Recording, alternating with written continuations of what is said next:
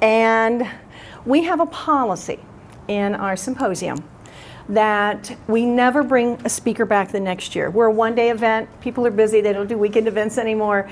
We want to make sure it's fresh for you, except for Dr. Huber. Because if I did not bring Dr. Huber back, I think I would be lynched by the people attending, because we always get on our evaluation, please bring Dr. Huber back. So I call him and I say, Dr. Huber, can you please come back and lecture for us? And he very graciously does. Just to give you some background, Dr. Huber spent 20 years as an emergency medicine physician before evolving his practice to integrative care. In ED, he had the opportunity to experience firsthand how poor choices in lifestyle negatively affect our wellness. And what I really admire is he decided to truly move into being a healer and a physician, and decided to do something about that. So he wanted to make a difference from a preventative and an integrative model of health. He lectures on integrative medicine, breast health, hormone replacement therapies, adrenal and thyroid optimization, and other topics for the American Academy of Anti-Aging and other venues. And his practice is in Cincinnati. It is the Huber Personalized Medicine. So at this time, I would like to introduce one of our most popular speakers. His energy is amazing. If you're not awake, you will be by the time he's finished. Please, Dr. Huber. There is traditional medicine. It's awesome. It does amazing things, but traditional medicine doesn't do a great job of addressing how to get healthy, stay healthy, right? And I think you addressed that beautifully. So I'm delighted to be here. We have so much to be grateful for. Thank you, Patty, for inviting me back yet again. For those of you, I'm seeing some familiar faces here. You're brave enough to sit up front. That was very, very brave. Was that intentionally, or you just got here late? Both. I just want to get an idea, because we have a mixed audience, right? We've got medical people, we have non-medical people. Just by a show of hands, who's in the medical profession as any kind of an answer? So we have nutritionists, and we have therapists and nurses and doctors. Okay, a good many of you. And who have no ties to medicine, you're just interested in health? Just give me a show of hands. All right. So a nice mixed blend. Okay, so I'm going to try not to get too hung up in the webs of the technical. We're going to talk about a topic here that I think nobody has much interest in, so I'll try to be exciting. Energy, right? Everybody here has great energy all the time, right? It's funny, we were coming up on the elevator, just in casual conversation on the elevator, I was talking with Laura. I said, I'm going to talk about energy and thyroid. I said, because nobody seems to have any energy. And a woman we didn't even know on the elevator goes, you got that right. So I want to talk about that, and we're going to take a nice 10,000 foot view. All right, we're going to talk about energy as a whole, and then we're going to cone down on the thyroid. Does anybody here, you don't have to out yourself, but does anybody here either are hypothyroid or live with somebody that's hypothyroid? Just by a show of hands. Okay. Curiosity about thyroid? Yeah? I'll tell you what, I'll bet you there are people in this room that are hypothyroid and don't know it. I'll bet you there are folks sitting here that have been told, no, your thyroid's normal, okay? And we're going to pull the lid back on that. In fact, going on a limb here, are there any traditional physicians currently in the audience? Okay, so usually from year to year we get a few attending, because we're really going to blow that concept up. Patty, is there a clicker to advance? Oh, okay, all alone. So why did these things jump off the shelf like crazy, right? Right? You see them all over the place. 5-hour energy. Somebody came up with a great idea. Everybody's tired? Fine, we're just going to jack them up on caffeine. They'll be just fine. As we talk about energy, we're going to talk about all the things related to energy, and then we're going to come back down to thyroid, because it's one of the pieces of energy, okay? So we're going to structure that, and then we're going to get to some case studies, and by the time I get toward the end, you guys are going to be able to answer the questions. You're going to be that good, okay? We're going to make you smarter than your family doc, I promise. So this happens to us all, right? Did the first slide was Grog? Did you see him? He was all happy. He was cool and groovy, right? Life had flow. There was energy. There was good sleep. He had a sex drive. Things were normal. Right? And when things are in flow, when there's a good flow state, meaning you have good sleep and good energy, you have luxuries like hormones and thyroid. They're luxuries. They're not necessities. I can remove your thyroid right now and you won't die. I can remove your hormones and you won't die. But I can't take away your cortisol. Okay, so cortisol is our stress hormone. And when Grog's cool and groovy and he has thyroid and hormones, things are awesome. But then this happens. Everybody has a stress. Stress happens to us all. But there's acute stress, then there's that chronic stuff. Acute stress is a guy walks up, puts a gun in your ribs and says, give me all your money. Oh my gosh, you can almost feel it, can't you? Your heart rate starts pacing and you're nervous and you're shaking. You give him your money and he takes off. Thank God. Epinephrine rose, that immediate surge of fight or flight, your cortisol rose, and for the next 20 minutes, you're still trying to calm yourself down. But within an hour, things have gone back down to baseline, back down to normal, okay? And you're back to doing what you're doing. That's an acute stress response. That's normal. But it's not normal to have that happen day after day after day. Every hour, a guy putting a gun in your ribs saying, give me your money. That's not normal. But that's what we do because of our job, because of our families and our spouse, taxes, texts, emails, all the commitments that we make. Who here feels overwhelmed half the time? You get up making that to-do list and it's already item number 27 and you haven't finished your first cup of coffee. I got news. You're not going to get to item number 27 today. It ain't going to happen. And yet we run our lives thinking if we just run fast enough, we can, right? We can keep up. We can make it happen. We have problems hearing you, so. Oh, is this not working? Is that better? Yeah, now it's working. Oh. Okay, let's start over from the top. So understand that that's the life that most of us have kind of signed on for. You don't have to. You don't have to, right? You and I have had this conversation 27 times. We don't have to commit to that cycle where we try to do 27,000 things in a day. That's a self-contrived manipulation for destruction, all right? So what happens when we do this, the problem is our brain is assessing all those variables. What did I eat? Have I had exercise? The brain saying, has this animal slept? What is this animal trying to do? Is this animal nervous? Our brain is assessing all that and is taking all that information and is downloading it into our adrenal glands to say, make cortisol. A little cortisol or a lot of cortisol? Cortisol is what gives us our normal energy surge. It's in charge. Cortisol is the king, baby. It's at top, all right? So depending on how much stress you felt, your cortisol may be big or small. It's going to impact what your insulin and glucose do, what your thyroid does, and what your hormones do. It is the king, okay? Now, if you have unrelenting, repetitive, ongoing stress, the brain goes, holy moly, there's either famine or there's tigers. It doesn't know what a text is. It doesn't know what your email inbox is, okay? The body just knows stress is stress. So it makes cortisol in big buckets because it thinks that the guy is putting a gun in your ribs every hour on the hour.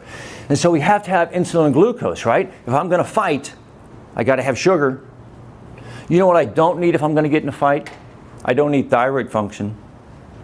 And I don't need hormones, right? Those are luxury items.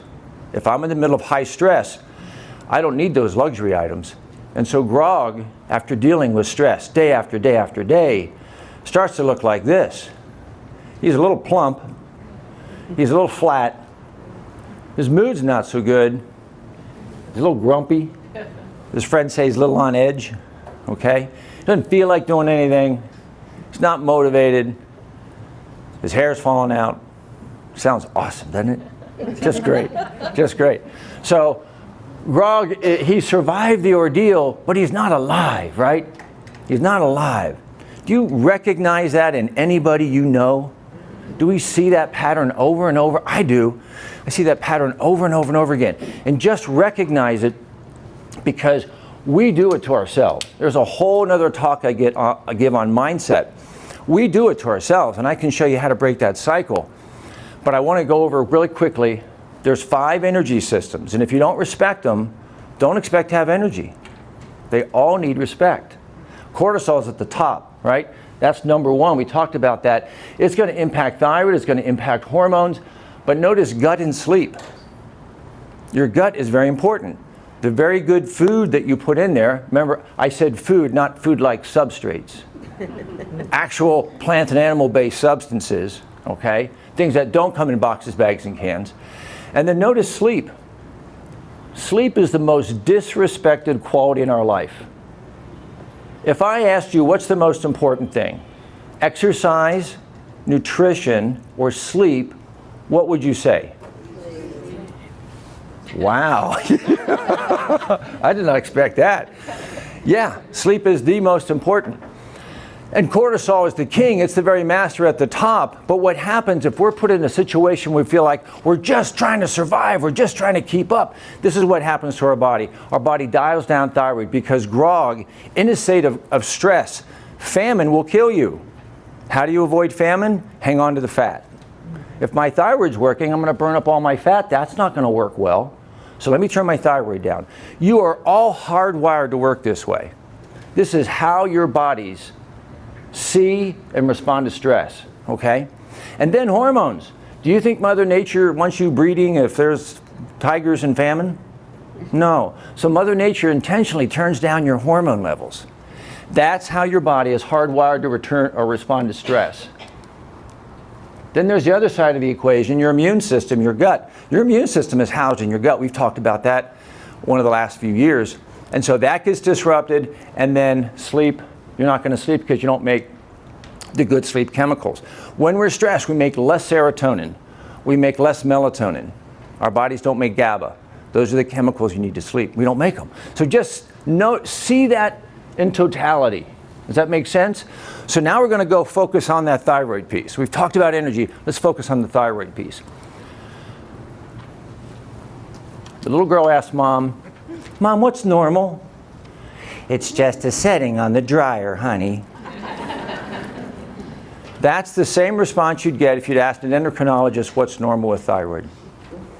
I do not beat up on other practitioners. I do not beat up on other mindsets. But I am going to put a spotlight on it, and I'm going to magnify it, and we're going to ask, is there a better way? Okay?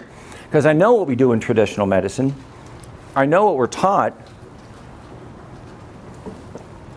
And I want to blow that up. So if you have any exposure to thyroid, in terms of understanding how we deal with it, I'm going to make you really rethink that model. And I'm not doing this because I sat in my garage one day lonely and came up with a wild idea. I'm doing this because I can back this up with hundreds and hundreds of medically researched, scientifically backed studies that are in our medical library. Okay? I'll show you some of those studies. If you've ever had a thyroid panel, who in here has ever had their thyroid tested? You had all those tests done, right? I know you did not. I know you didn't. But that's a complete thyroid panel. If you want to know how your thyroid's working, you need everything on this list. Most folks have just gotten the TSH and maybe a free T4. Maybe not even that. Well, let's look at all the players, okay? Let's meet the team, as it were. So, thyroid stimulating hormone is not a thyroid hormone. TSH is a message from your brain to your thyroid that says, giddy up, big boy, go to work. All right? And so if that signal gets higher, it suggests that the body doesn't have enough thyroid and is trying to make the thyroid work harder. It's accurate in assessing your thyroid function 16% of the time. That means it's inaccurate 84% of the time. See how fast my math skills work there? Would you be willing to be wrong 84% of the time? That's embarrassing. That's embarrassing. Free T4 is the other thing you may have had checked. Free T4 is a thyroid hormone. We make most of it in our thyroid. We make all of it in our thyroid. All right? But it's inactive. What does it do? It does nothing. It just floats around the body, and eventually a cell takes it up, and it gets converted into T3. How do you make T4 into T3? You rip off an iodine. Pretty simple. Okay? But T4 is inactive. So if you've had your thyroid assessment done, and all you had done was a TSH and T4, you still haven't measured any of the active thyroid hormones. That seems rather narrow-minded, right? So let's look at the active players. T3 is your active thyroid hormone. I call it the go juice. It's what makes the cell work. Every cell in your body, your muscle cells, your liver cell, your brain cell, your bone cell, we can go down the list. Every cell needs T3 just to work in a normal, healthy fashion. That's what we go with.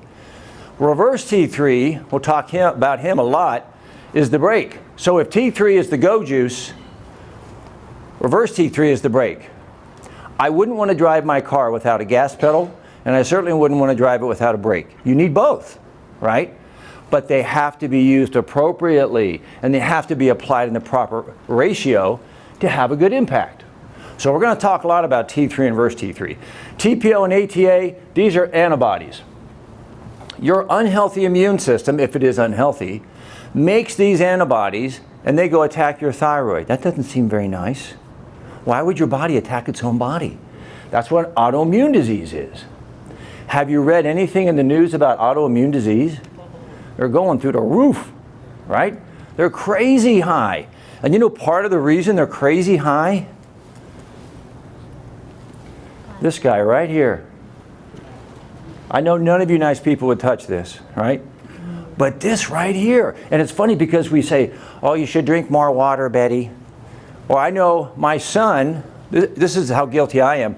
My own son, because he played soccer and drank a lot of water, bought a case of water bottles and put it in his car. Dad, I did a good thing. I got lots of water. And what's that plastic doing in that car? Heating up, cooling down, right? These things cause all kinds of disruption in the way the cells perform. But these antibodies, if they're present, they will block lovely T3 from even getting to the receptor. It's like putting goo in your lock. It's not going to work well. And then sex hormone binding globulin, we're not going to spend a lot of time on it, but you have to look at that because it's telling you, think of sex hormone binding globulin as this. If T3 is getting into the cell, then that cell should be working. And if that cell is working, it makes binding globulin. So my binding globulin should be normal. If my binding globulin is low, that's a sign that T3 may not be getting in the cell, okay? So it's an important marker. And then iodine, I was talking with Laura, and who here eats iodine every day? Very few hands going up. You live in Ohio. That was a poor choice, right? I love this state. I've lived here my whole life. Where's the iodine in Ohio? Who here had a seaweed salad this week? Nobody. Who here had fish that wasn't tilapia from a farm-raised operation, right? So iodine comes in fish and seaweed and a few other things, but those are the big ones, and we don't get much. So it's not common that I measure your iodine in its 20 when it should be 200 or 300, because iodine's important for the thyroid to either make iodine but also convert the inactive to the active form. Now, if I've got all this information, I really got some insight to what your thyroid's doing, and I can make some good decisions. It's like popping the hood on this car. These guys can look in there, take off the manifold, take pieces apart, and really figure out what's going on, right? Or the car rolls in, and the lady goes, it's making a clinking sound, and they leave the hood down, and they go, yeah, I hear that clinking sound. Do you hear that clinking sound? Bill, turn the radio up. Up, there it goes. It's gone now. Can't hear it. That's akin to what we do with thyroid. We don't dissect what the real problem is. We just turn the T4 up. Up, can't hear it anymore. Okay? So, this gets a little technical, but it's important. So, here's your cell. The brain lives in a gated community. What's a gated community? It's a special place with fences and guards so that none of the bad guys come in. It's an awesome place, right? But it's not real. It is not the real world. And the brain lives in a gated community. In the brain, remember we just talked about reverse T3? What is it? It's the brake, right? It stops T3 from working. The brain never sees reverse T3. There is no reverse T3 in the brain. There's a special dodonase enzyme that makes T3. It doesn't exist in the brain. So the brain is not experiencing what the body's experiencing. Does that make sense? That's a whole different experience. For T4, this is your inactive thyroid hormone. For it to get in the cell and turn the cell on, it's got to pass through this little portal right here. All right, that's the receptor. It has to pass through. For T4 to pass through, ATP, who knows what ATP is? ATP is energy, baby, right? That's what all of our mitochondria make. It makes energy. But if this is the cell of a low thyroid patient or a poor energy patient, they probably don't have good ATP. If you don't have enough ATP, T4 can't be pulled into the cell. But in the brain, in the fancy gated community of the brain, you don't need ATP. T4 easily flows into the cell. It's different.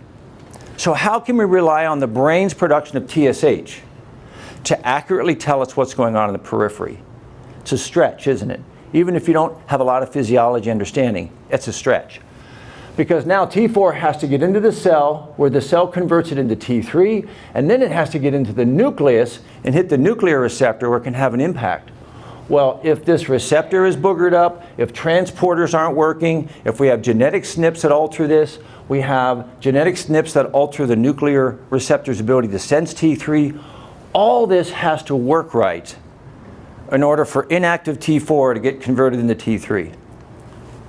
That's a lot of stuff, right? Even if you didn't follow everything I just said, that's a lot of physiology that has to go on. And when we look at T3 getting to that nuclear receptor, what's at risk? What do we care if T3 gets to the receptor? Aside from some energy downside, this is what's at risk. If you allow somebody to live in a hypothyroid state, they're at greater risk for miscarriage. In fact, a pregnant woman with low thyroid has a greater risk for malformations, okay, for birth defects. Has a big impact on our heart. With low thyroid states, you're more at risk for congestive heart failure, hypertension, even heart attacks. Mood. There are dozens and dozens and dozens of studies looking at how thyroid affects depression and anxiety and bipolar disorder. Weight. Well, nobody cares about that. Well, wait a minute. Everybody cares about that. Right? With low thyroid states, if we can't get rid of our weight is an inflammatory element that makes cytokines that causes diabetes and heart disease. Diabetes is directly related to GLUT4 function. GLUT4 is a channel. So you're a cell, and you've eaten food and there's sugar in your bloodstream. That's normal. What is diabetes? Diabetes, there's a lot of sugar in my bloodstream. That's not a good thing. That's okay. The cells have GLUT4 channels, and they'll pull sugar right out of the bloodstream into the cell. Awesome. And then we'll use it for energy. One problem there. If you're low thyroid, you don't make GLUT4 channels. You can't pull glucose out of the bloodstream. You are absolutely destined to become diabetic if your thyroid's underperforming. That's not fun. And then bone density. So we can't let people walk around with low thyroid because all those things are hanging in the balance. And you know what happens? Truthfully, honestly, after 30-some years in the medical field, people are walking around with low thyroid, but they're diagnosed with diabetes. They're diagnosed with migraine headaches. They're diagnosed with something else, but the heart of why they have that diabetes is a missed thyroid issue, okay? And that's why it becomes so important. So as we move forward, just remember T3 and reverse T3, gas and brake, gas and brake. You would want both driving your car. You wouldn't want to have just one of those, all right? But it's that balance. How did you get here this morning if your left foot was heavily applied to the brake and you were trying to give the car a little bit of gas? It would have jerked and sputtered and not worked really well, right? So that's the same thing with your body. T3, what it's not, I think a lot of doctors are hesitant to prescribe T3 because in their brain they see it as a stimulant. They act as if it's an amphetamine, as if it's Adderall or it's cocaine or caffeine. It is not. Remember, T3 in your brain helps your brain to think, but T3 in your brain also makes GABA, right? It also makes the calming neurotransmitters that allow you to sleep. It stimulates your gut to make digestive enzymes so you can break up your food and absorb it. T3 is not just a stimulant. It stimulates the cell to do whatever that cell's job is. Make sense? Okay. So we never look at T3 and just go, oh my God, you can't take that. It'll make your heart race. Now the problem is the Cytomel that we're all familiar with has a 2-hour window.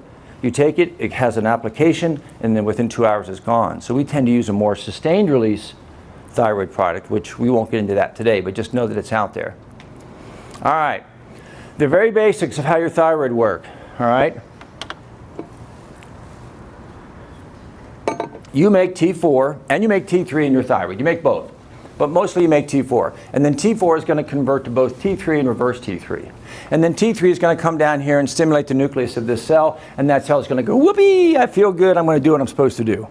If I'm a liver cell, I'm going to detox. If I'm a muscle, I'm going to contract. If I'm a brain cell, I'm going to think. All right.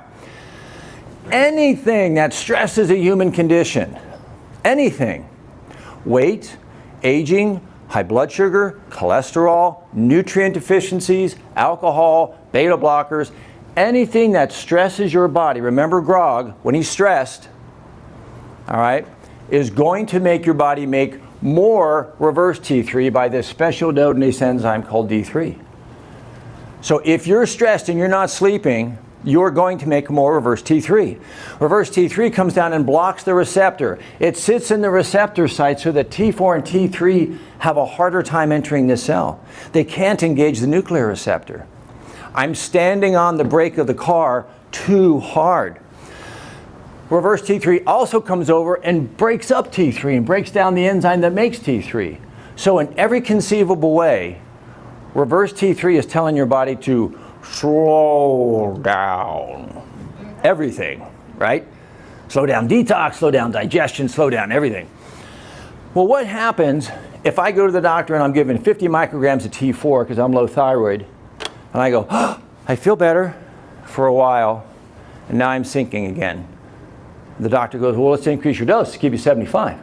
Oh, I feel better for a couple weeks, and then I'm going down again. Well, let's go to 100. Let's go to 125. Let's go to 150. Anybody heard that story before? What's going on? What's happening? That body's under stress.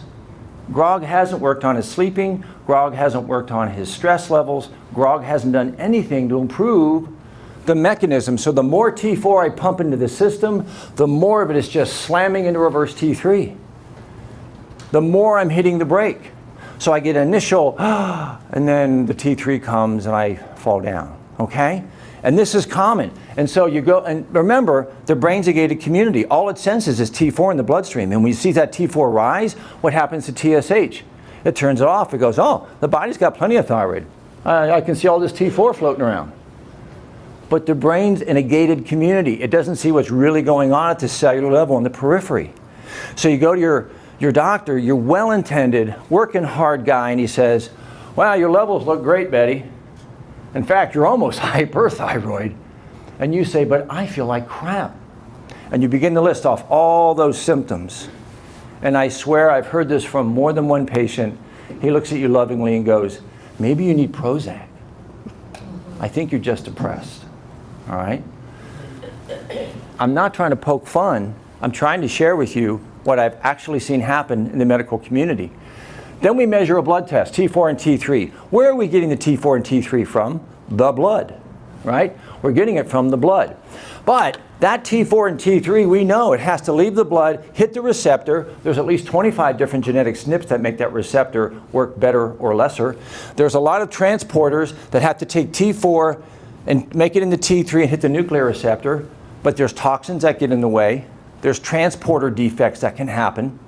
So here's the big question. I measured T3 and your T4 in your blood, and it was normal. But the patient says, I feel lousy. There's a very specific analysis. How are we going to know what's going on in the cell? How are we going to know if T3 is getting the nucleus and making that cell do what it's supposed to do? All right? There is a very complex analysis that has to be done at this point. And it looks like this. You have to go to the patient and say, how do you feel? How do you feel, right? And I assure you, if she doesn't feel good, she's going to tell you all about it. There's not going to be any shyness, all right? And I've seen this happen 1,000 times over again and again and again. We don't introduce the patient's clinical symptoms into our decision making. We're taught if TSH is below 2, you're fine. Keep it between 0.5 and 2. That's all I need to know. Thanks. All right? So when I make a thyroid decision, half of what we decide to do is based on what you tell me about how you feel. The other half is based on your labs. I have patients call me, hey, my labs came in. Do you want to change my dose? I have no idea. I have no idea until we sit and talk and I figure out how is your body responding, because that's how I see what's happening with T3. The symptoms of low thyroid are legend, right? Everything you can imagine is functioning poorly. My brain is sluggish, my gut is sluggish, my energy is poor, my hair is falling out, my nails are brittle. Every system in your body needs thyroid. So these are all the symptoms. So if Betty sits and tells me my hands are cold, I'm mentally foggy, I can barely function at work, I've been doing a really good diet and I can't lose weight, she's got low thyroid. She has it. Now it's up to Scooby-Doo and the team of investigators to figure out to what degree and what's causing it. So, who here remembers that visual besides Patty and I? Okay, you're old. That used to be, oh my gosh, Batman and Robin. That was quintessential, awesome bad guy TV. So let's go into the library. So did Dr. Huber just think this up in his basement? Is he a wackaloon? Or is there actual literature to support this?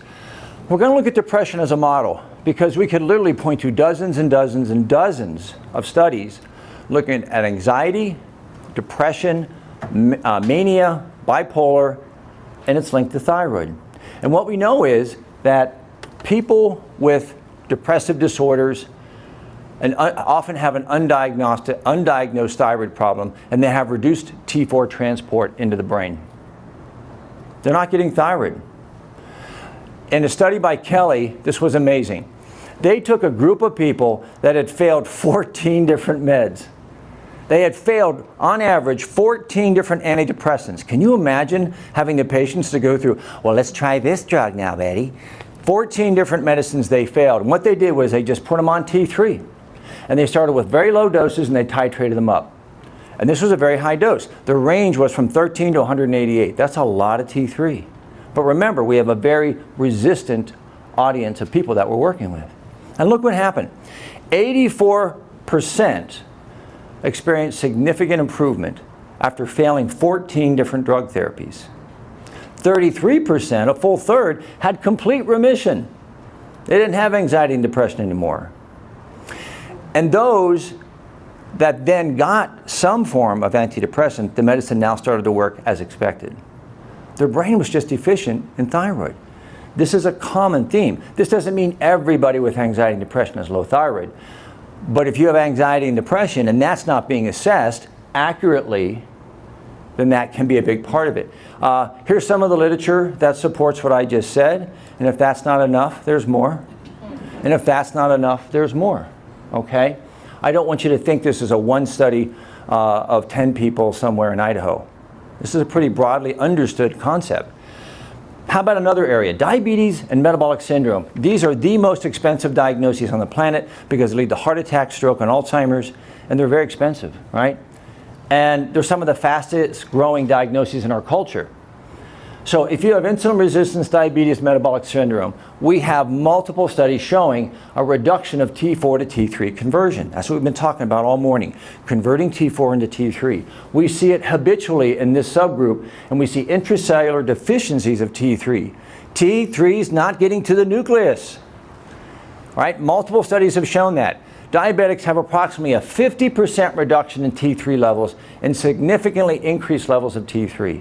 Remember that ratio, T3 to reverse T3. The author of this study states, replacement with time-release T3 preparations to normalize the reduced intracellular T3 levels is appropriate in such patients despite so-called normal levels in the blood.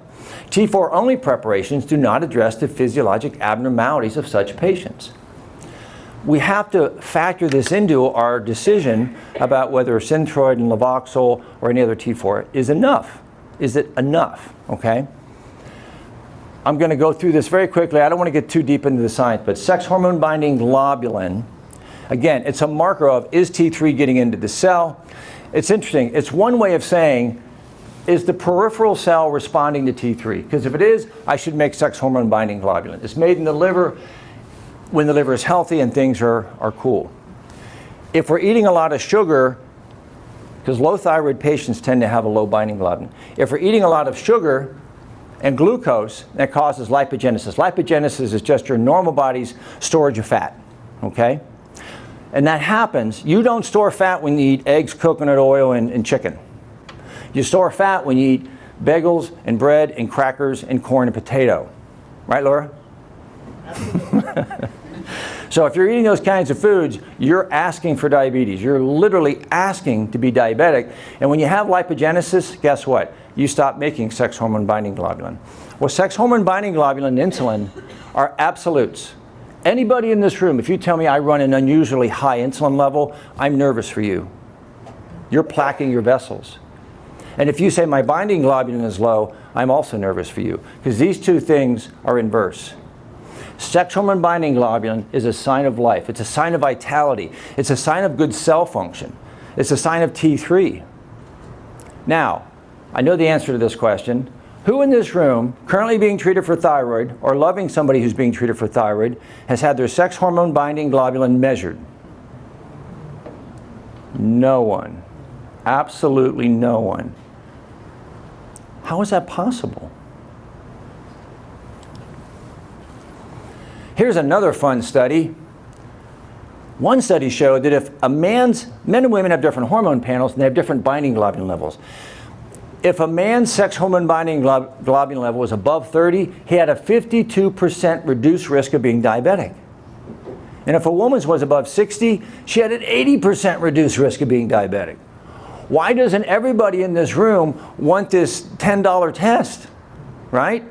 It marks too many good things. So you can begin to see the dominoes falling. I'm stressed, life's hard, oh my boss, my husband's demanding. So I'm gonna have a cookie and stay up late and watch Lifetime because there's a really nice movie on. And forget about my sleep. Oh my goodness, that cookie was delicious, but my sugar's rising. Sugars cause lipogenesis. I heard that somewhere. Lipogenesis means I don't make binding globulin. Wait a minute, I'm starting to feel diabetic. My diabetes is coming on. And we're starting to gain weight and we're moving toward inflammatory states. Did you know when you have belly fat, that belly fat's not just sitting there looking sexy? All right? That belly fat is manufacturing cytokines. It's manufacturing inflammatory things that drive diabetes and drive heart disease. It's causing corrosion. Belly fat makes corrosion inside the body. Okay? How do we develop a nice round belly? We eat lots of carbs. Lots of carbs. Best way to do it, bar none. You're in luck. We're the biggest carb producer on the planet. All right. Moving on. Now this is where you get to be the expert. You're going to shock yourself with how much you already know about thyroid, okay? You're ill-prepared, but ready. I can tell it. I can see it in your eyes. You guys are anxious to get into this. All right. So I got a case here. Who remembers Phil Donahue? I suddenly feel like Phil Donahue. Yes. So we're going to go around the room and ask some questions. You remember Grog from earlier, right? Not feeling so good. Yeah, he may have low thyroid. He may have a lot of low stuff. But let's just give him some hormones. Doesn't feel good. His hormones are probably low. Let's just jack him up, man. Let's give him some tea. He'll feel great, right? Keep that concept in mind. Meet Janet. She's 53. She's frustrated with her weight. Sounds like a lot of people. She went on the ketogenic diet and she exercised, but I only lost 5 pounds with the foot stomp, right? I only lost 5 pounds. 5 pounds, nothing to sneeze at. You're moving in the right direction. But she wasn't happy with it. All right. I'm fatigued. I feel lousy most of the time. So she goes to her OB-GYN and tells her, I have no sex drive. So the OB-GYN gave her a testosterone pellet. Okay. That might be reasonable on some grounds, right? Because she probably does have low T. But is that really, remember the energy systems. Are hormones at the top of the energy scale or at the bottom of the energy scale? Bottom, right? Her mood is flat. Wait a minute, that sounds like brain. My mood is flat. No meds. Her doctor said, you're just getting older. Get over it, Janet. Your cholesterol is only 226. That's not that bad. And your glucose, you're not diabetic. It's only 118. You know. Diet and exercise. Yeah, let's just do that. So, think of your energy systems now. You're going to dissect Janet's situation. She has 2 kids and she works managing people in a large office. What's the worst job on the planet? Oh, Janet's got it. Managing people, like herding cats, right? So, does she have stress? Yeah, definitely have stress. Then she adds, I only get about 5 to 6 hours of sleep a night because I don't respect my sleep cycle. I awaken multiple times. I'm on my iPad right before I go to bed answering all my emails. I got the blue light going right in my face. So then I turn the lights off and I lay down and I just can't fall asleep. I don't know why. And then I wake up after 2 or 3 hours, and sometimes I'll just read a little more email and then try to go back to sleep. So we know we have stress, we have cortisol. How's your sleep cycle? Awesome? No. 7.5 hours of uninterrupted sleep is what you're looking for. Now, I've been constipated my whole life. It's just the way I am. That's just my normal. People, it is not normal to not poop. Every day you should poop. And let me tell you what normal poop is, because people have a very misconstrued idea. Normal poop, this is gross, we're not eating lunch yet. Normal poop is a consistency of soft serve ice cream or toothpaste, okay? If you have rabbit pellets, that's not good poop. If you can pick it up with salad tongs, that's not good poop. All right? The bowel is one of our energy systems. We need to respect it. We need to feed it fiber and water. So she's got 3 out of 5 so far. Her thyroid, her TSH is 2.6, and I swear to God, I hear this every week.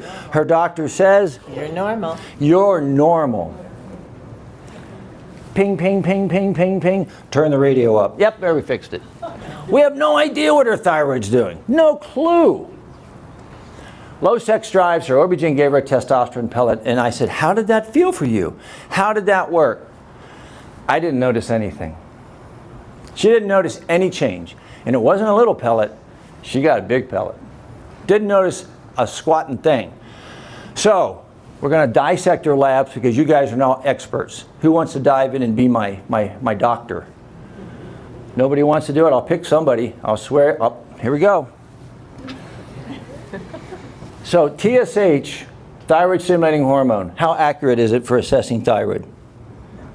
Not accurate. Not very accurate. 3.2, we would like that to be below 2, ideally, but it's not that accurate. Her T4, and I understand you don't know the ranges, so I'm going to walk you through this one. So free T4 is between 0.8 and 1.8. A 1.08 is very normal, very typical, very middle of the road, not a problem. What about her T3? The normal range for T3 is 2 to 4.4. 2 to 4.4. Where does she sit? The bottom end of the slope. Is that where you want to sit? Not if you want to be optimal, all right? And what about a reverse T3? Take that number, here's how you figure it out. Take free T3, multiply by 5, your reverse T3 should be less than that. 2.3 times 5 is 12. This should be less than 12. Her left foot is standing on the brake, and her right foot's barely touching the gas. You see that now? And you wonder why she can't poop? Remember, thyroid stimulates your bowel activity. Thyroid stimulates digestive enzymes and peristalsis and everything related to having a good poop. She doesn't have any antibodies, so she doesn't have Hashimoto's thyroiditis. Hallelujah. Look at that pellet. A testosterone level in a postmenopausal woman ranges between 5 and 55. That's 220. That rivals Chris's hormone level. Chris is my videographer. 220? Don't argue with her, she will flip you. And then look at her sex hormone binding globulin. Remember, in a woman that should be above 60. Preferably 80. Hers is 27. What does that number tell you? Is any T3 getting inside that cell? No way. No way. Does thyroid have any impact on sugar? Hemoglobin A1C should be below 5.4 and her glucose is 134. It should be below 90. She's got her right foot right in the diabetic pond and she's waiting to take a headfirst plunge. She's gaining weight, she can't sleep, she's inflamed, her CRP is 2, and she's being told, you're normal. Not even close to normal. Does most of that begin to make sense? Wrap around? Okay. We'll go through another one here. This case points out a very important phenomena that I see. People are hormone crazy. I love hormone therapy. I have one of the biggest hormone therapy practices in the region, okay? But you got to do them smart. You just don't sling hormones like they're jujubes, okay? Or Tic Tacs. So I lecture to doctors around the country and I tell them hormones are like the sprinkles on the cupcake. First you need the cupcake. The cupcake is cortisol, thyroid, gut, detox, nutrition, right? You got to build a good physiology. And then when you add a little sprinkle of hormones to it, oh voila, it's awesome. But just putting sprinkles on something doesn't make it pretty. A turd with sprinkles is still a turd, okay? So don't let anybody come at you with hormones unless they know what they're doing. So here's our doc. Look, he's trying to be helpful, he really is. And he said, you should exercise and lose weight. And Betty said, well, you should go jump in a lake. It's all I can do to crawl home at the end of the day. Well, you should eat better and stop hitting the cookies. Look, my brain is mush. I have zero motivation, so bite me. Right? Isn't that how you feel? I think you're depressed. Here's some Prozac. Yeah, I'm sure that's exactly what the problem is, my genetic deficiency of Prozac. All right? It's frustrating on both sides. The doctor can't get the result he wants, you don't get the result you want, and it just generates that downward spiral, okay? Last patient, Marianne. Her T4 dose is too high. There, I gave it to you right out of the gate. All right? You look like you're ready to take this one on. Okay. This one's easy. All right. Her Synthroid dose, now that questionnaire, every patient that comes into my office fills out a very lengthy questionnaire. This is just the thyroid section. Now, notice she's 318 pounds, she's 58 years old, she's already on Synthroid, and she's already metabolic syndrome, right? She's on all the drugs for metabolic syndrome. What do we know about metabolic syndrome in diabetic patients? How does the T4, T3 conversion happen in them? Doesn't. Not very well. So what do you think is going to happen if I give her a whomping dose of Synthroid? I'll tell you from hundreds and hundreds of patients' experience, you can't give more than 100 micrograms of T4 to very many people. The body just won't tolerate it. It'll begin to convert it into reverse T3. So is she above 100? She's way above 100. She's almost at 200, and she's telling you, if these are all 0 to 1s on my thyroid questionnaire, you'd say, oh, her thyroid's pretty good. She has 2s, 3s, and 4s on her thyroid questionnaire. Why in the heck does she have thyroid symptoms if she's taking a monster dose of Synthroid at 175? That doesn't make sense. So, what do you think about her TSH? Too low. Yeah, you could say it's too low, but it's definitely on the low side. We like it below 2. And then what about that free T4? Remember, 0.8 to 1.3 is the ideal range. It's too high. Where's it going? It's probably not going in the gated community. So if she's taking a ton of T4, right? Where's it going? To reverse T3? Yeah. Right? Is that clear to everybody? She has taken a boatload, 175 micrograms of this. That's way too high. This shouldn't go above 1.3. When it does, you're going to see it convert to reverse T3. Does she have normal levels of T3? Yeah. But look at her reverse T3. 35? What should that number be? Somebody. Less than 15. Twice normal? Man, the brake is so hardly applied that the car can't even get out of the driveway. Do we see that? She's hitting the brake really hard. Now, she has all these antibodies. Remember what I said earlier in the lecture? Antibodies get in the thyroid receptor and muck it up. When you have thyroid antibodies, your T3 can't even get into the receptor. So here we have T3. It's there. But it can't engage the receptor because the reverse T3 is blocking it. This is blocking it. And then we measured a binding globulin. It's below 60. That's telling you. Is there anybody in the room that doesn't just scream at you, this woman has low thyroid? There's a very critical analysis that has to happen next. What's that critical analysis? How do you feel? Hey, I made my point. How do you feel? All right? So what did we do? We cut her T4 in half. That's how I deal with this. It's too much. If she's taking all that T4, I cut it in half. And what does the patient go? Oh, you're taking away my thyroid. I'm going to feel like garbage. No, you're not, because we're going to give you T3. We're going to give you sustained release T3 and take away that T4, because you're taking that T4 and turning it into reverse T3. It's damaging you. It's a problem. And then we're going to work on getting rid of your antibodies. This was our follow-up lab. We cut her T4 in half. It dropped like a stone. But it stopped feeding reverse T3.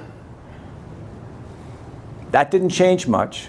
She didn't have the T4 to convert to T3 because we had reduced the dose, but we were giving her some T3. How much? Who knows? We always start slow and we gradually titrate up, gradually, till we find the right dose. But look at the difference here. Even our antibodies came down a little bit. Did we have an effect? It would seem so. Did we have an effect? Let's talk to her. She says, my energy and mood are dramatically improved. Oh, by the way, I lost 72 pounds. Synthroid symptoms are melting away, the nails, the hair, the mental fog. She's off her statin now because her body is not jacking up her glucose. Glucose is what drives your cholesterol. And so if her glucose is better controlled, her need for a statin or lipid therapy goes down. Look what happened to her hemoglobin A1C. It dropped from 6.1 to 5.7, and that's just in the first time frame. I think that was about 6 months. Okay? Wow. That's what can happen when you pay attention to the details. You got to pop the hood. And you got to ask the patient, how do you feel? And I can't tell you how many patients have come through my office saying, I told my doctor how bad I felt, and he said, your TSH is normal. And so I tell you this not because you have medical practices that are going to go out and engage all these therapies, but if we don't break the rules and start spreading an understanding about how thyroid works, this is just going to go on and on and on. And it can't. It can't. People are suffering. People feel lousy. And you don't have to. You should have good energy. And hopefully today as you go home, remember your 5 energy systems. Respect them. Respect your sleep. Respect your food, your gut. Okay? Respect your hormones and your thyroid and your energy levels by having balance in your life. Getting 10 more things off your to-do list the last hour of the day is worthless. Calming your brain down, getting to bed on time, getting a sound sleep cycle is worth way more than making a few lines through your to-do list. Okay? And I challenge you to do that. I don't know if we've done a lecture on sleep. Maybe if I'm invited back, we'll do that. All right? Do you have any questions? I know I dumped a big enchilada in your lap. Any questions about this? Yes? Do you do podcasts or anything on YouTube that we could get some of those? Do I do podcasts? My technical guy says that I don't need to do those. Okay, that was a jab at Chris. We do live videos every week. All right, Chris, throw up my last slide. Oh, here, I'll throw it up. We do live talks every week where you can do this. You can watch and ask questions. You can get me live, baby, live.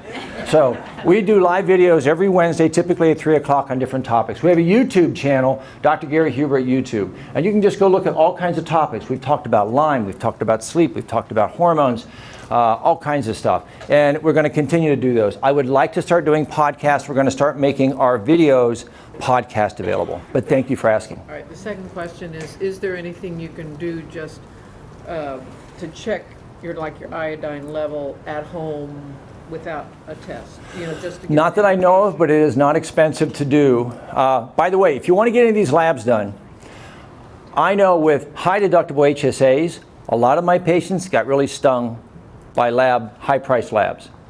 Years ago, we sat down with LabCorp and said, look, this is ridiculous. I know it doesn't cost more than a couple bucks to get a CBC, yet I get charged $45 if I run it through my insurance. That's garbage. LabCorp has an agreement with our office that we can get cash-based pricing on any labs. If you go do that thyroid panel that I put up there, it's easily going to cost $300 if you run it through your insurance and you have a high deductible and haven't met your deductible. We can get all that done. I think the primary thyroid panel is $80, and it's a little bit more to add on the sex hormone binding globulin, $100. If you want to get lipids, if you want to get any of those tests I talked about, like the iodine test, I can't imagine that's more than $20. But putting the iodine on your skin and watching how long it stays is 0 Yeah, the old idea that I just rub iodine on my skin and I judge my level based on how fast it absorbs, that was an idea that was never proven, never tested. So is it real? No one knows. There's no science behind it. How about temperature in the morning? Temperature in the morning is a true sign of low thyroid. So if your temperature is 96, 97 degrees, that's low. That's a true marker for low thyroid. Thank you. You're welcome. Yes? So if after today you want to move forward with investigating this, where do I start? That's a great question. There's a lot of good information, right? And you're sitting there going, okay, great, but what do I do? How do I start this? Are you talking about for yourself or for a family member? Unfortunately, this is the downside of it. Unfortunately, I don't know a doc in Dayton that deals with thyroid at this level, okay? And there are darn few, even in Cincinnati, that deal with it at this level. I know our office does. Our office is taking new patients. Dr. Bianco is my associate. He's fresh out of training, his residency, and I'm now bending his brain toward integrative medicine, and he loves that. He's getting very good at it very quickly. So if you want to start this, the simple thing is call my office or email help@HuberPM and just say, I want my thyroid evaluated. And Vanessa, my office manager, or Carol will give you an intake questionnaire to go through, and then we'll arrange to get your labs tested, okay? I was coming up with Lori, a lot of my patients that I see by phone consult. So I have patients in Beaver Creek and Dayton and Columbus and Indiana, Louisville, Denver, Texas, Florida. I have patients all around the country because what we do is kind of unique. It's an integrative practice. And so I'm available by phone consult. For some people, it's just hard to get out and get in. So we can make that arrangement if that's helpful. Yeah. So what kind of pricing is that? Like All of our pricing is on our website. If you go to huberpm.com. A 1-hour first visit with me, we do not engage insurance. We will give you a super bill. You can submit it to your insurance, but we are not in your insurance plan. It's $395 for an hour with me and 30 minutes with my dietitian. And you want that 30 minutes because our look at nutrition is going to be probably different than a lot of other groups look at nutrition. Follow-up appointments are typically 30 minutes, and I think they're 165. And so I tell patients, if we get your physiology up and running and I see you twice a year, you're not worth $320 a year, really? You know what I'm saying? So yes, I get it's an out-of-pocket expense, but what's really, really, really expensive is diabetes and heart disease and feeling like crap because every day counts, okay? Is any of it paid by Medicare? Any of it paid by Medicare. Typically, any of the labs, whatever your labs would normally be covered by your insurance are covered, right? Because your insurance covers you and your lab. My personal fees are probably not going to be covered by Medicare. Okay? Yes, sir. You mentioned at one stage or another cold extremities. Is Raynaud's ever linked to thyroid? Great question. Is Raynaud's ever linked to thyroid because they both create cold extremities? Raynaud's is felt to be an autoimmune process, and once you have one autoimmune disease, you're more likely to get a second. I don't see a strong crossover between my hypothyroid population and people with Raynaud's. There can be, though, because if you have Hashimoto's thyroiditis, as soon as your gut is making antibodies against your thyroid, we know that the odds of developing a second or third autoimmune disease goes up dramatically. So you may go on to develop rheumatoid arthritis or Raynaud's or lupus or one of the other autoimmune issues. And that's why it's really important. That's why our office is going to work really hard to get your thyroid antibodies to go down. We're never taught that in medicine, that you can reverse somebody's antibodies. You can. We do it all the time. So dealing with the autoimmune issue, which is squarely in the gut, is something that we address when we treat. Okay? Yeah. There are a couple slides back there where you said cut T4, start T3, and there were other things underneath it, and I missed it. Yeah, there were, okay, so on our last patient, we cut T4, we started T3, there were some other things underneath it. That was the autoimmune issue because Marianne had tons of antibodies. And so we looked at food allergens, we changed her diet, we started her on Moducare, which is a plant sterol, it's not a drug. Okay, and you can use things like low-dose naltrexone. Low-dose naltrexone is a drug, but it's used in very small dose, and it's been shown to be very effective at helping reverse autoimmune disease. So it's used in everything from MS to rheumatoid to any of the autoimmune issues. All right. In fact, if you want to go look up low-dose naltrexone, there's some very interesting information on that. And that's another topic we could have. Oh my gosh, we'll be back here next week. Yeah. Somebody who has no thyroid, so you got to remove Yeah. cancer. Uh-huh. Could you just do the replacement with T3 instead of T4? If somebody doesn't have a thyroid because it was surgically removed, could you just replace T3? Typically not the best idea, because T3 has a shorter half-life. I use the sustained release version. It lasts for about 8 hours, but then it goes away. And you want T4 in the background so that your body can still convert T4 into T3. We don't want to ignore the fact that our body still has the ability to convert T4 into T3. I have some patients, all they need is T4, and they do awesome. You know why? They meditate, they sleep, they exercise, they eat good food, and their body runs normal. Okay? And then the more somebody stresses them, then the more likely I have to add T3 to that. All right? Yeah? So is the Synthroid, is that a synthetic form of the T4? Synthroid is a synthetic form of the T4, but it's a bioidentical version. It's a hormone, not a drug, even though it's sold as a drug. Okay? Something your body needs. It's natural. Well, as natural as something synthetic can be. It's just like your natural hormone. For Yeah. someone with just high reverse T3, what would you typically recommend? For someone with just high reverse T3, that is a great question, because I didn't get into it in this lecture because I was only given an hour. I'm kidding. But there are a whole host of things we can do to help somebody's conversion of their T4 into T3.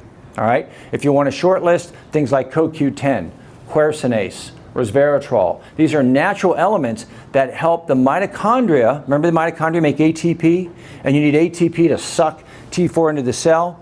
Well, if you use those things in combination, it helps the cell make more ATP, and then it can pull the T4 in and not convert it into reverse T3. So I do have a lot of success using those basic therapies. Okay? Okay. Patty's on the hunt here. All right. Hey guys, thanks so much. If you have any other questions, I'm happy to answer them, but I don't want to hold up today's events. All right?